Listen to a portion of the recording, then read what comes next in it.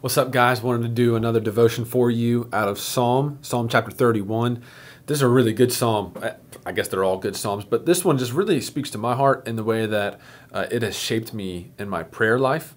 This is what it says, verses 1, 2, and 3. In you, O Lord, do I take refuge.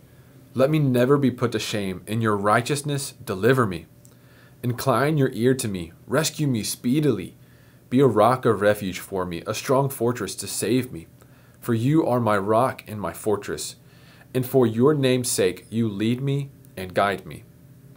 One of the first things out of this that sticks out to me is David here. He's calling for the Lord to hear him. I know that sounds weird, but think of how many times like you might be talking to your friend. You're like, hey, are you listening? Like, get off your phone. Like, are you listening to me? I do that all the time with you students or with whoever I may be talking to them. I want to make sure that my words are not being wasted, but that they are listening to me. And I think there's something especially helpful for the believer who is unable to physically see the Lord in front of us. It is good for us, and I think it helps us focus when we call out, God, turn your ear to me. God, listen to me. Incline your ear to me. Listen to me. Answer me. Let me know that you're listening. Let me know that you're hearing me. We know all throughout the Bible. I think of Isaiah 59, where it says, the Lord's ear is not too dull so that he cannot hear.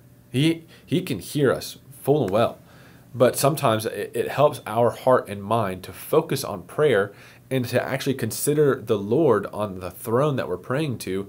If we say something like, incline your ear to me, turn your ear to me, listen to me, are you hearing me? This is a very common theme that we see all throughout the Psalms, is that idea of calling for God's attention. But one of the key words in this is refuge. Refuge. A refuge. It's a place where we seek rest, recovery. For many of us, unfortunately, we would see our houses as a refuge. We go to school on a long day. We have a long day at a soccer tournament or what have you, work. And we come home to our refuge. Shut the garage door, kick our feet up on the couch, watch some TV. Refuge is where we find rest and recovery. But we see that our home is not our refuge. The Lord is our refuge. Our home is a gift of the Lord that, yes, we find rest there, but our refuge is ultimately the Lord. He ultimately is the one who protects us like a strong fortress. He's ultimately the one who upholds us like a rock. And so let us see that we can come to the Lord as our refuge in prayer, that we can come to the Lord as our fortress to protect us in prayer and in recovery and rest. And let us use our home for other means. Let us use our home for missional purposes to connect with our neighbors. You've probably seen more of your neighbors in the past few weeks than you have the year before that. As we have this beautiful weather and as we are in this kind of great time of the year of spring, entering into summer, people are out taking walks. People are out throwing frisbee or football, walking their dog. You're seeing your neighbor a lot. You are allowed to talk to them, right? Stay at home does not mean you can never talk to anybody else. Now, we practice the 6 feet apart, but if you're outside, you are allowed to talk to your neighbor. Utilize that time.